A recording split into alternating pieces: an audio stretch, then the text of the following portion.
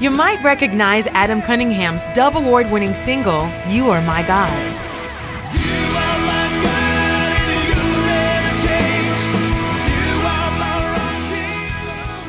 However, life hasn't always been award-winning for Adam. Adam became a Christian at a young age and even took part in his parents' musical ministry. Yet in his teens, Adam intentionally walked away from God. I got into drugs a little bit and just making some really bad decisions. And, you know, I wish every day that I wouldn't have done most of it. Adam got a job as a used car salesman. At 19, he married the girl he met at Bible camp, Amanda.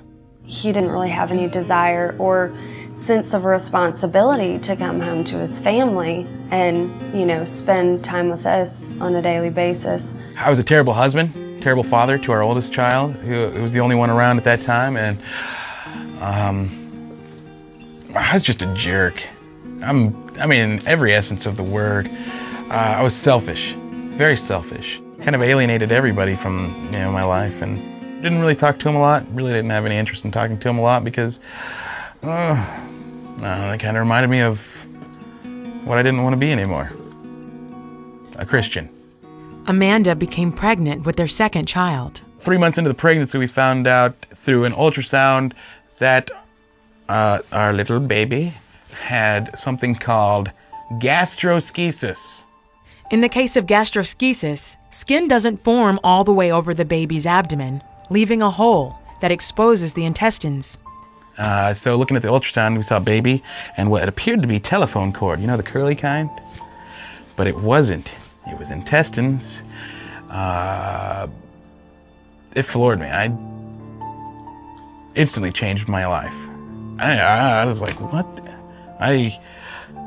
You know, I'm Adam Cunningham. This stuff doesn't happen to me. But it did. And well, I didn't really know how to deal with it. I was pretty naive about the whole situation. I think if I was to be pregnant with the baby now, I would be just freaking out for the next 6 months. But, you know, the nurses just told me how they would fix it and everything would be okay. 6 months later, Brock Addison entered the world at a surprisingly large 5 pounds. He was whisked off to surgery before either of his parents could hold him. With his wife in recovery, Adam was alone in the hospital waiting room. I didn't know what to do. I couldn't help my wife feel better. I couldn't fix my son. I prayed probably that day for the first time in a long time. I felt like an idiot. It all of a sudden hit me how much I had been failing my family up until this point. And I can joke around all I want, and I joke around a lot. But the fact of the matter is, when it all comes down to the end of the day, I was failing in every way possible. The person I could call on was God. I didn't want to. Like, I don't want to pray. Act like just like a bunch of hypocrites that I've seen in my life so far. But I did. Doctor come in 2 hours later to give us a progress report on how things were going.